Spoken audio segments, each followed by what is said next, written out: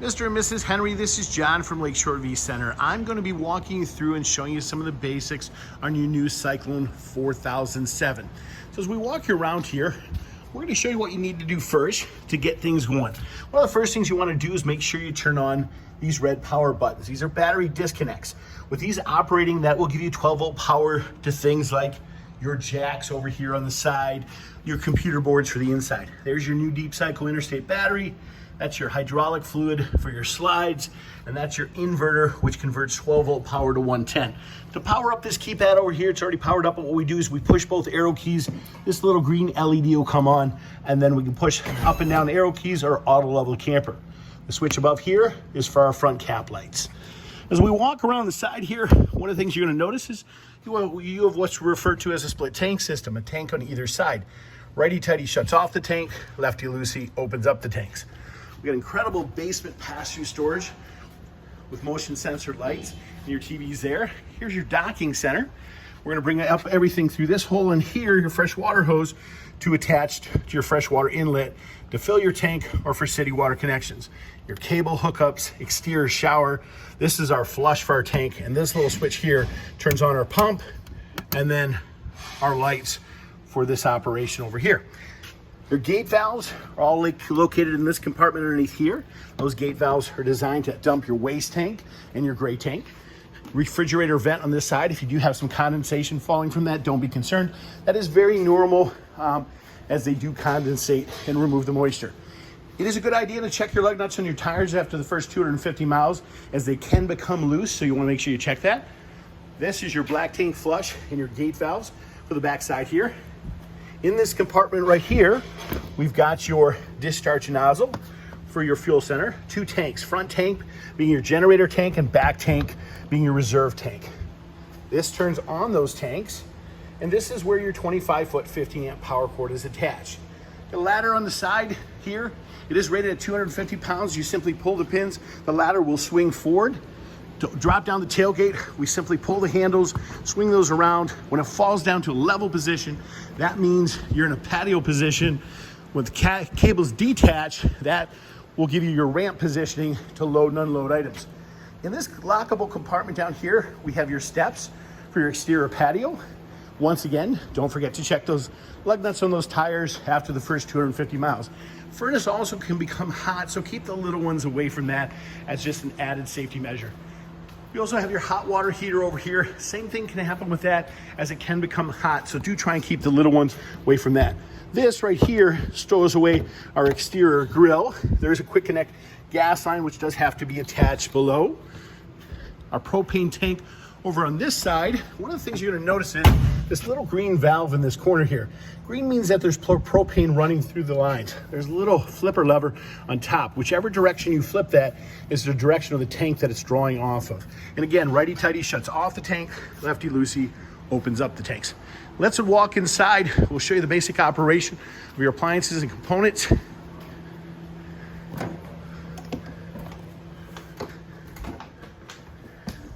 Here's our wonderful stove here. This is an auto ignition range, which means it's electric direct spark. We just start to turn it on, if propane's flowing through the lines, it will spark and ignite the stove. This is your monitor system. This will allow you to scroll through the various functions of the trailer, everything from turning on your interior lights to running your slide outs out. You just simply push these various keys, lights, generators, your awning. You can turn those on and off. You can scroll through those settings if you like. I like it in this function where just a nice little list that I can kind of scroll up when I want to turn on my hot water heater or my water pump or things of that nature, or my slide. I'll tap that. Plus means it goes out. Minus generally means it's subtracting, goes right back in.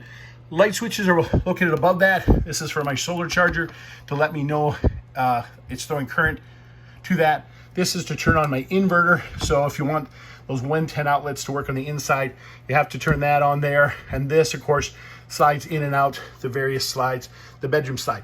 Now, what's really important to note is, we're gonna go up to the bedroom for a quick second here, is in the upper right corner of the bed, you're gonna notice a little black switch. It's over in that corner, and it can even feel a little hidden down here. That switch is what's used to control the bed in this angle position. That bed has to come in, but it has to be at an angle first. It will not come in at an angle, or the bed won't come in or out unless you have that bed at an angle. You got your fireplace up here, your power boosted TV antenna. You just push that, that turns that little green light on. So that works in there. You got thermostats throughout this whole camper. What I love about these thermostats, real simple to operate. We simply push those a couple times. You'll see a little fan that will appear. You push it again, a snowflake, that's your air conditioning. You set the desired temperature with the up and down arrow keys. Push it again for your furnace, and push it again to shut everything off. You see how quickly those came right on. You do have ground fault plugs in your bathroom. These are the plugs here with the breakers on them. If all of a sudden you're losing 110 power for whatever reason, check those breakers. They can become trips sometimes, and then you'll lose 110 power to the rest of the camp. I'll walk you down here, show you the operation of the refrigerator. Love this fridge. Probably my absolute favorite fridge of any model that they make. This simply powers the camper on. I don't know if you can see that right there. It's going to go to the most convenient power source. When we're plugged in, that it's going to go to electricity. If we want to force it, we can force it to a droplet to go to propane. I like to leave it on the automatic function, which is that right there. So it'll go to the most convenient power source. When we're plugged in, it'll go to electricity. If it becomes unplugged, it'll automatically go to propane. This, you set your desired temperature. I generally set that at an 8 or 9 to start, just to kind of give you an idea. Grab it, they open up. Real simple to operate. Wonderful fridge in my opinion.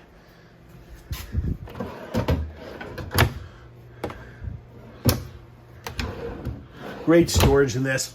These pins right here are for your power beds and back. For the upper bed, those pins actually have to be in.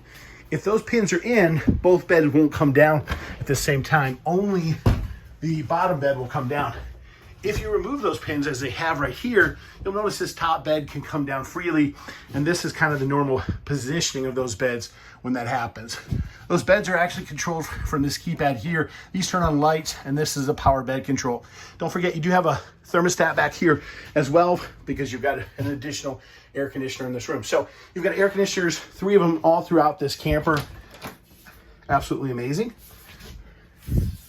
This, you just pull these swing around if you need more width. You got TVs throughout your entire camper. Generally, your remotes will be located in your kitchen drawers, and when they're done with the prep, your keys will be around the kitchen faucet. So this is John again from Lakeshore V Center. We do appreciate your business. If you do have additional questions, please don't hesitate to ask. You can always reach me on my cell phone at 231-740-6225. And just a couple last things to remind you of. This is your carbon monoxide detector. You know, over here underneath our control panels is where your breakers and fuse box are.